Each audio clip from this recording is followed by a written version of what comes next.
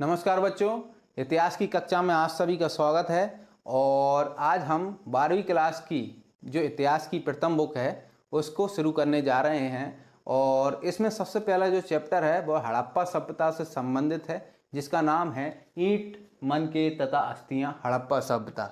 इस टॉपिक में आपको 11 पॉइंटों के माध्यम से सारा चैप्टर समझा दिया जाएगा और इन टॉपिक्स को हम आपको पहले बता देते हैं, फिर बाद में इसकी और जानकारी देंगे। सबसे पहले हम जो बात करेंगे इसकी परिचय के बारे में बात करेंगे इस चैप्टर की, जिसका ये परिचय रहेगा ये सभ्यता कब फली फूली, हाँ, भारत के किस क्षेत्र में थी, पाकिस्तान के किस क्षेत्र में थी, इसका काल क्या था, ये सारी जानकारी हम आपको परिचय में दे देंगे।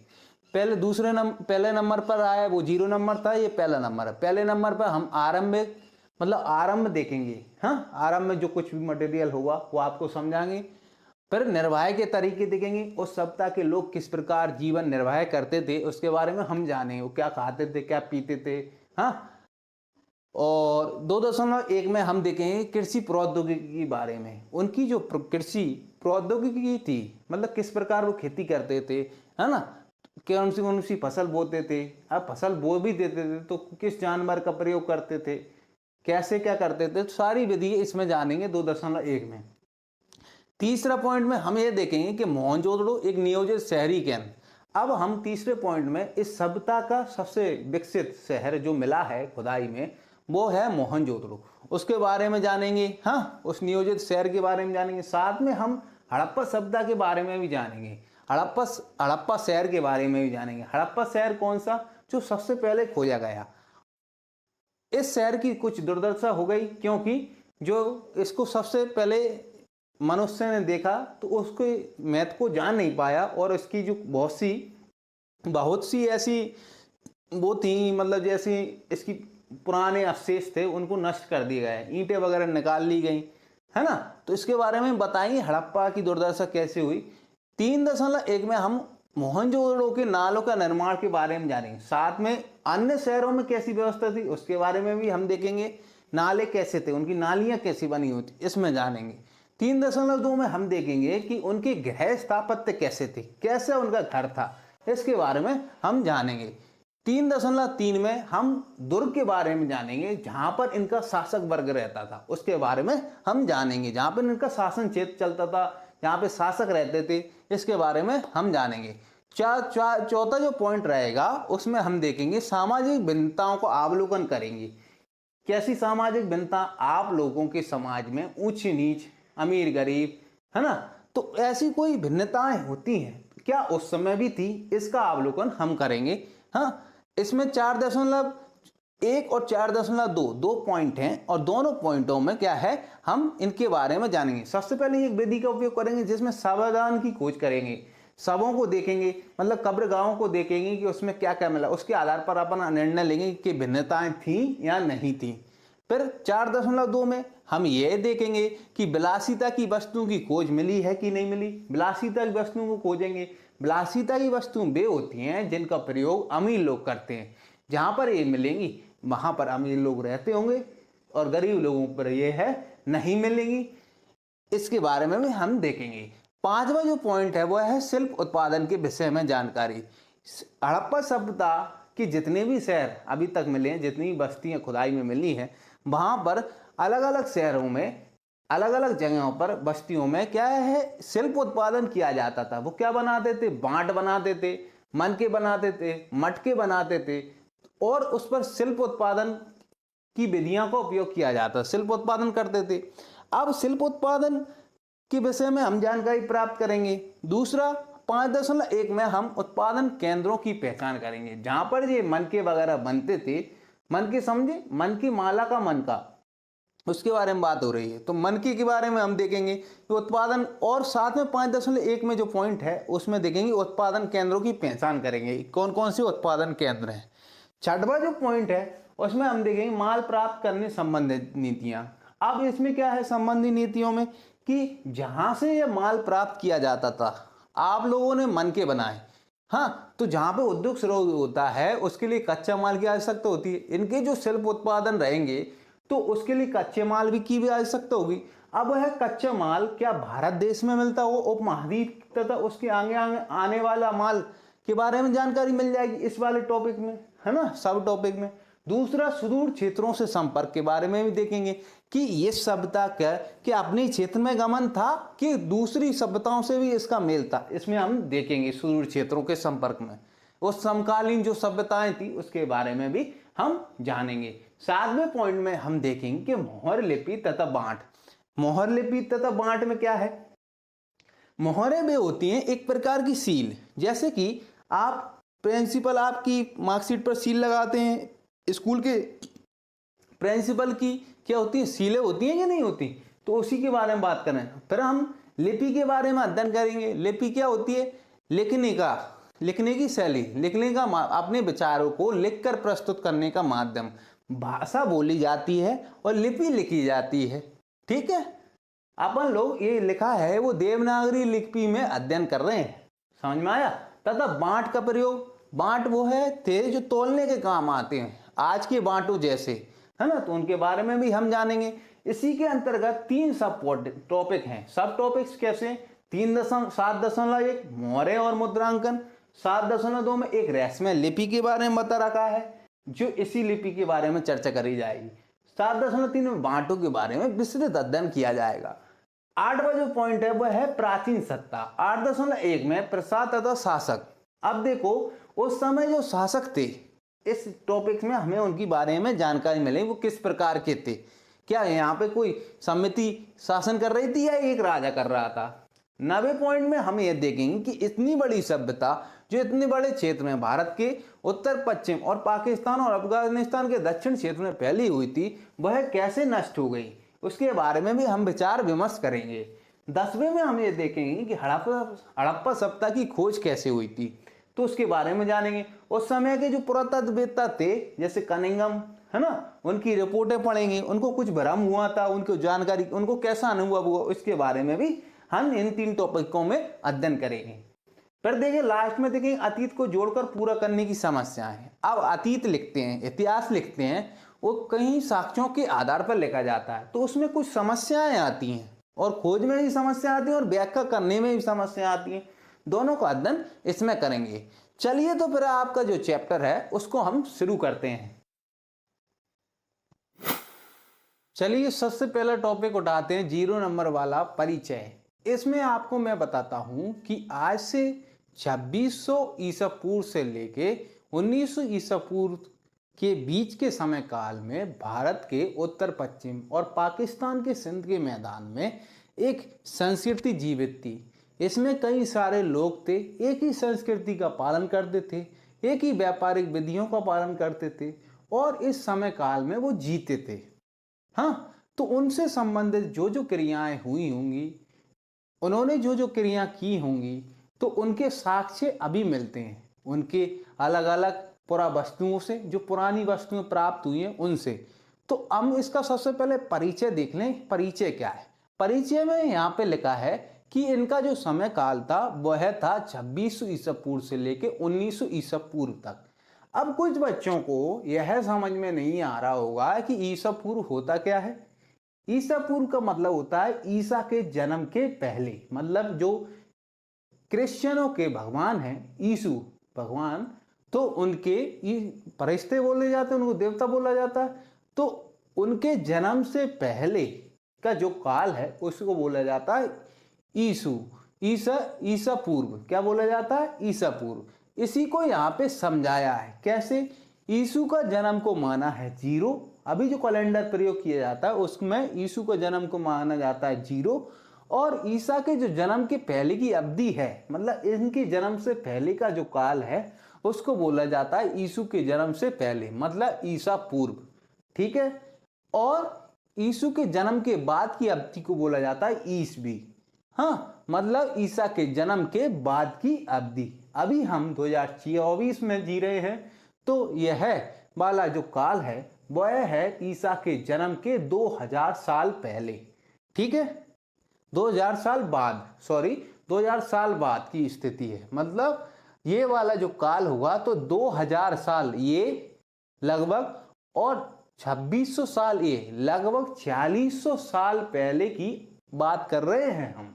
ठीक है, अब यह वाला क्षेत्र किस क्षेत्र में पनपा, तो इसके बारे में बात करें। यह क्षेत्र किस क्षेत्र में था, ये वाली जो संस्कृति की साक्ष्य मिले हैं वो किस क्षेत्र में मिले, तो उसको देखें।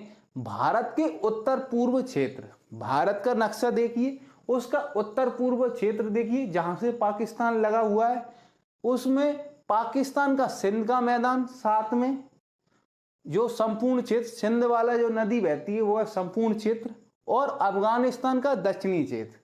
इन क्षेत्रों में इस संस्कृति के क्या मिले हैं, साक्ष्य मिले हैं। क्या मिले हैं, साक्ष्य मिले हैं।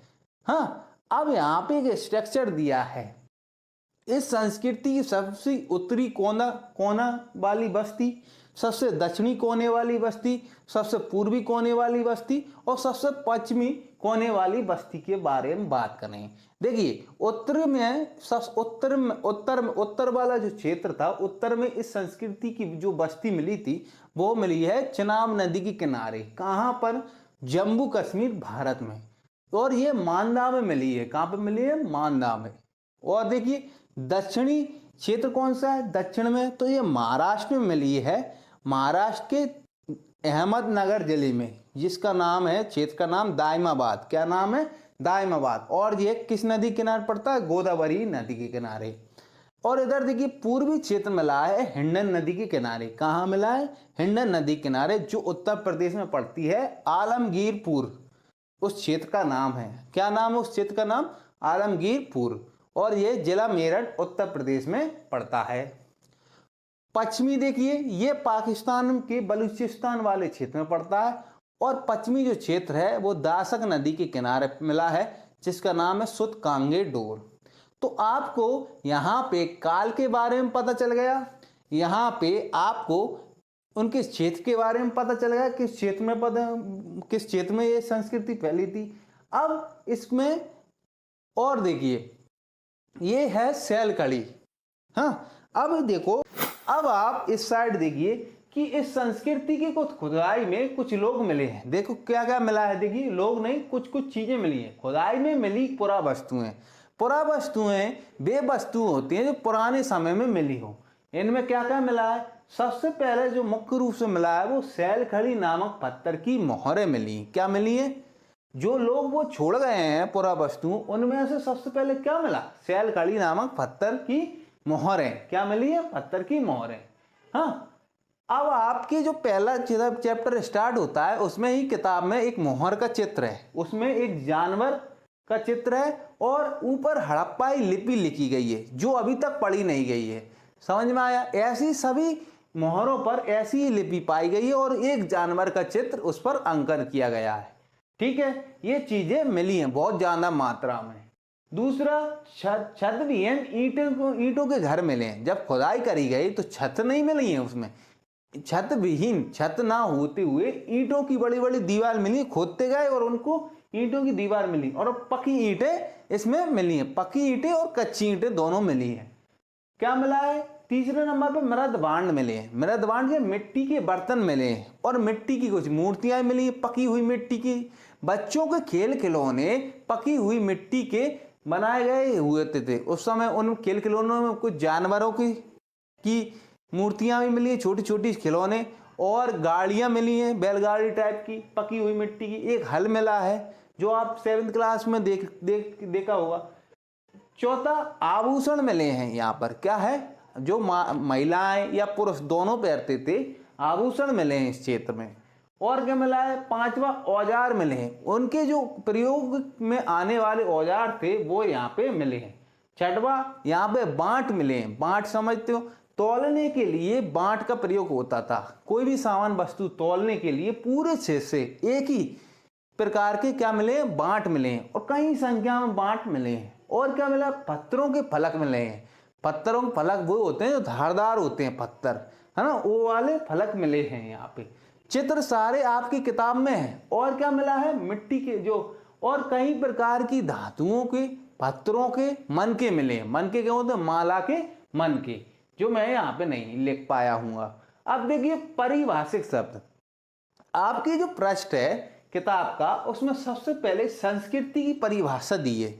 संस्कृति का प्रयोग आप अपनी परिवार अपनी जीवन में करते होंगे, लेकिन यहाँ पे पुरातत्वविद संस्कृति का प्रयोग किस लिए करते हैं? देखिए, पुरातत्वविद संस्कृति शब्द का प्रयोग इसे पूरा वस्तुओं के समूह के लिए करते हैं। कौन सी पूरा वस्तुओं के समूह के लिए? जो विशिष्ट शैली की हों, एक ही प्रकार की शैली की हों, विशिष्ट हों, जैसे कि ये सारी एक भौगोलिक क्षेत्र से प्राप्त हुई हों, एक भौगोलिक क्षेत्र से प्राप्त हुई हो। आपने भौगोलिक क्षेत्र देख ही लिया है इसमें, क्या ये क्षेत्र है? हाँ, आप मैप भी देख सकते हैं, इसके लिए मैप दिया है उसमें, भारत का नक्शा देख सकते हैं। दूसरा, एक कालखंड से संबंधित है। किससे संबंधित है? एक कालखंड से। कालखंड मतलब यहाँ पे देखो एक टाइम पीरियड दिया है, 2600 ईसा पूर्व से 1900 ईसा पूर्व दिया है, और एक साथ पाए गए जाएं, और एक ही साथ ये पाए गए, एक ही क्षेत्र में पाए गए हैं। तो यही होता है संस्कृति का मतलब। तो आप अगर संस्कृति समझें तो पुरातत्वविद इन्हीं को लेके संस्कृति मानते हैं।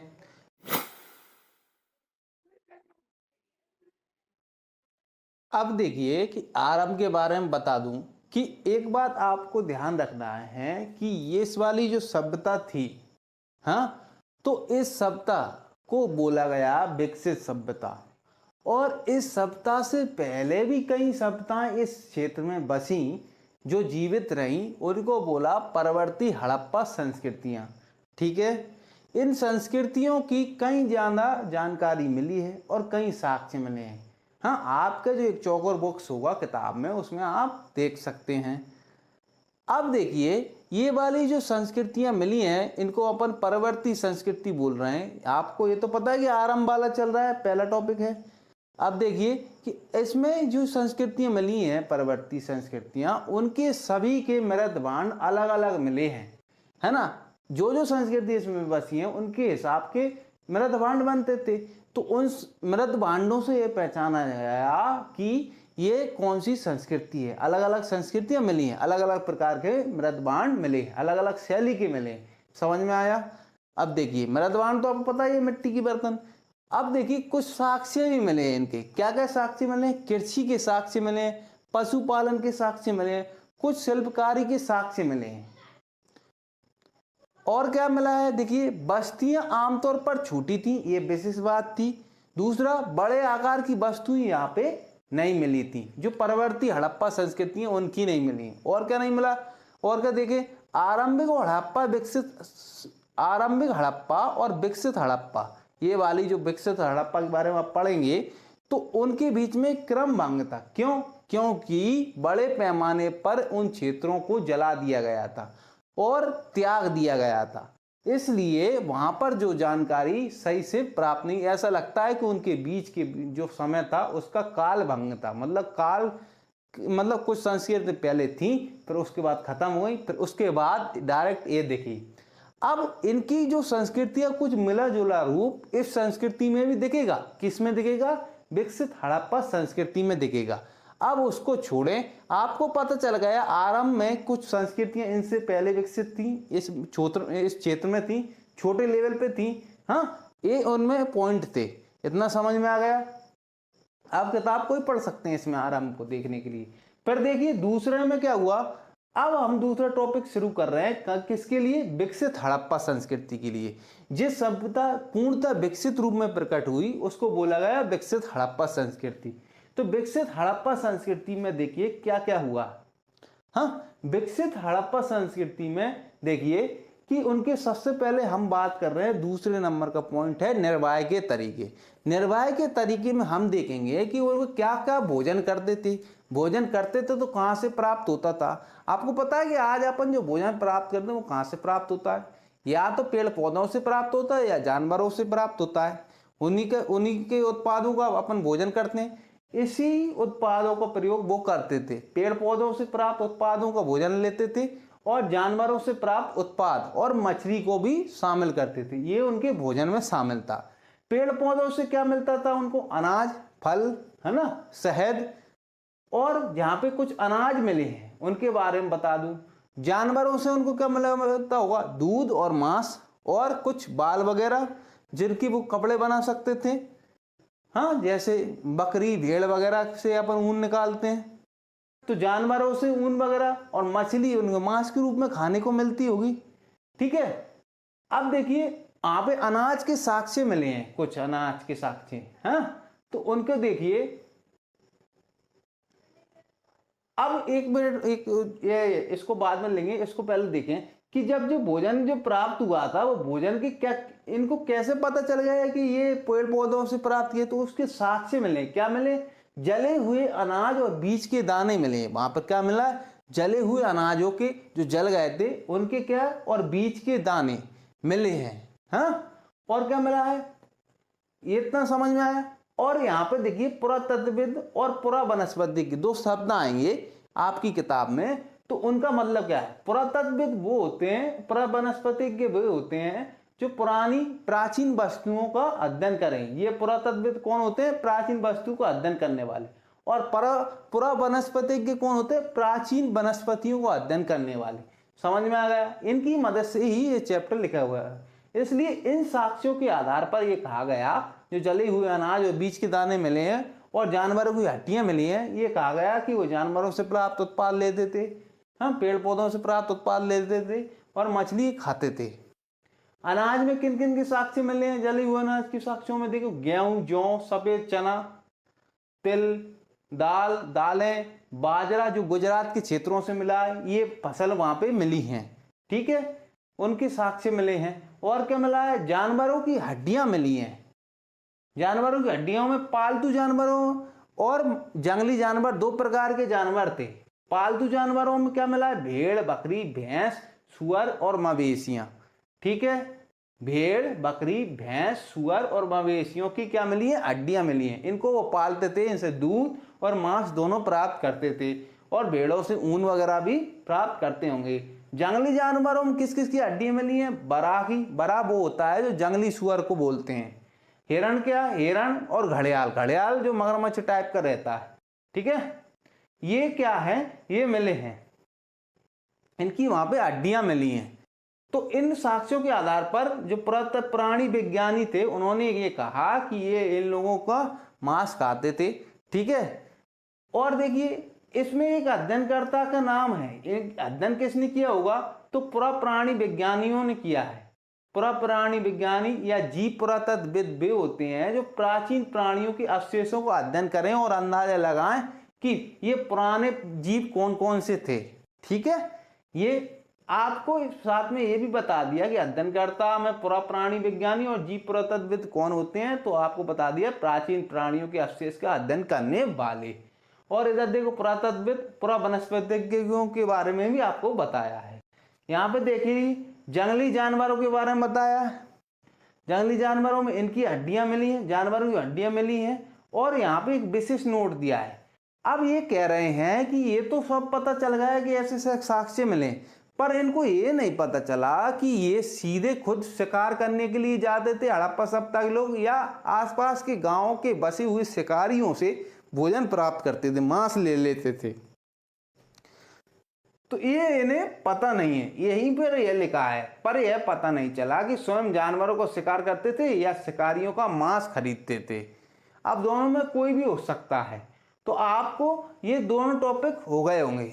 अब आगे हम देखेंगे निर्वाह के तरीके का सब पॉइंट, जिसमें हम बात करेंगे कृषि की प्रौद्योगिकी, जिसमें हम देखेंगे कि कृषि कैसे करते थे इसके बारे में बताया गया है।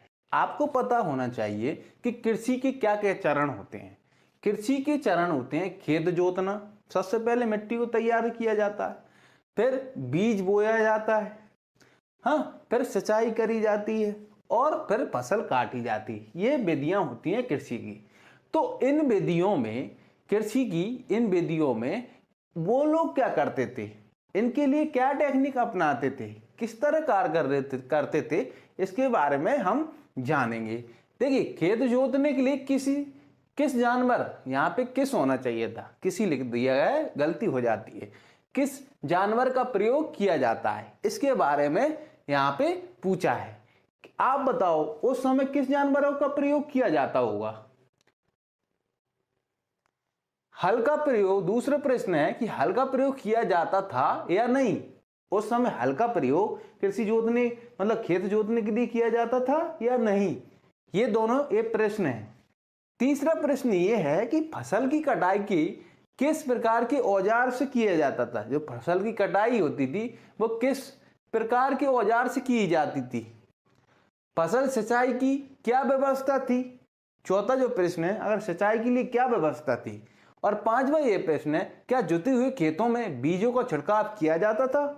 तो ये सारे प्रश्न आपके मन में बन रहे होंगे, इनको मैंने यहाँ पे लिख दिया है। अब देखिए, जोतने के लिए वृषभ का मतलब बैलों का प्रयोग किया जाता था, ऐसा बोला जाता है। क्यों बोला जाता है, ऐसा क्यों माना गया, क्योंकि इसके साक्ष्य मिले हैं मोहरों पर किया गया रेखांकन। हाँ, मोहरों पर क्या है, वृषभ की चित्र पाए गए हैं, ठीक है। और मृण मूर्तियां मिली हैं, किसकी, वृषभ की। वृषभ है मतलब बैल को वृषभ बोल रहे हैं, ठीक है। दूसरा, हल का प्रयोग होता था, ऐसा क्यों बोल रहे हैं। देखिए, चोलिस्तान के कई स्थलों से, चोलिस्तान पाकिस्तान पड़ता है, चोलिस्तान के कई स्थलों से और बनवाली जो कि हरियाणा में पड़ता है भारत के, से प्राप्त हल के प्रतिरूप मिले हैं। कहां से, बनवाली और चोलिस्तान कई स्थानों से हल के प्रतिरूप मिले, छोटे छोटे खिलौने टाइप के मिट्टी के। हाँ, मिट्टी की, पकी हुई मिट्टी के बने हुए, है ना, जिनको बच्चे खेलते होंगे, जो आरंभिक हड़प्पा सभ्यता से संबंधित थे। किससे संबंधित थे, आरंभिक जो हड़प्पा सभ्यता है उससे संबंधित थे, ठीक है। आरंभिक जो मतलब हड़प्पा सभ्यता से, विकसित हड़प्पा सभ्यता से पहले के, ठीक है। अब तीसरा देखिए, क्या दो अलग अलग फसलें उगाई जाती थी। हाँ, इसमें ये कह रहे हैं, हाँ, कालीबंगन राजस्थान, जो राजस्थान में कालीबंगन क्षेत्र खुदाई में मिला है, तो वहां से क्या मिला है, से जुते हुए खेत के साक्ष्य मिले। क्या मिले, खेत के साक्ष्य मिले। कैसे जुते हुए खेत के साक्ष्य, इस खेत में दो हल रेखाएं के समूह एक दूसरे को समकोण पर काटते हुए पाए गए हैं। कैसे, ऐसे। समकोण क्या है, ये हो जाएगा 90 डिग्री का कोण, ठीक है। 90 डिग्री के कोण पर ये क्या है, समकोण पर काटते हुए क्या मिले, खेत के हल रेखाएं मिली हैं, है ना, समझ में आ गया। अब देखिए चौथा जो देखिए, फसल की कटाई के लिए औजार कौन से प्रयोग करते थे। फसल की कटाई के लिए लकड़ी के हत्थों में बैठाए गए पत्थरों के फलकों का प्रयोग करते थे। आपने फलक देखे ही होंगे, मैंने पहले ही बताया था। और धातु के औजारों का प्रयोग करते थे। हाँ, जो बैंड आज अपन हंसिए में बैट लगाते हैं लकड़ी का, वैसा ही बैट वो भी लगाते होंगे। समझ में आ गया।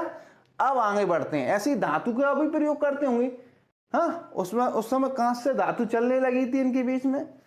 अब देखिए इस साइड आइए, सिंचाई की क्या व्यवस्था थी। सिंचाई की व्यवस्था उस समय क्या रही होगी। ये वाला जो क्षेत्र है, अधिकांश हड़प्पा स्थल कहां पाया गया है, अर्ध शुष्क क्षेत्र में। अर्ध शुष्क क्षेत्र वह क्षेत्र होता है जहां पे पानी की मात्रा बहुत कम हो।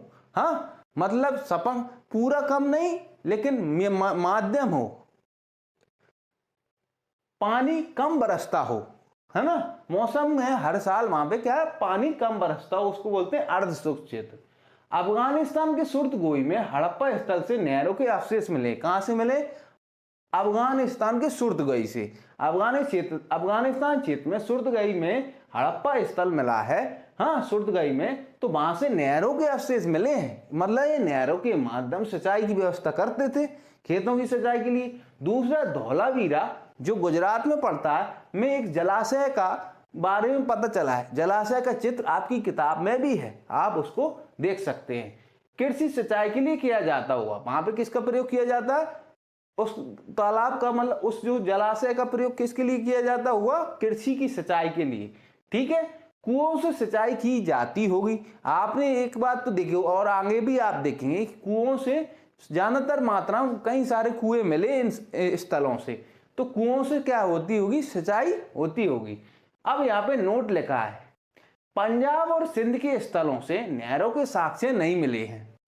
संभव है वे गाद से भर गए होंगे। आप जानते हैं कि पंजाब और सिंध वाला जो क्षेत्र है वो नदियों वाला क्षेत्र है, उसमें समय रहते हुए गाद भर गई होगी। किनमें, जो नहर है उनमें, इसलिए उनके साक्ष्य अभी तक नहीं मिले हैं।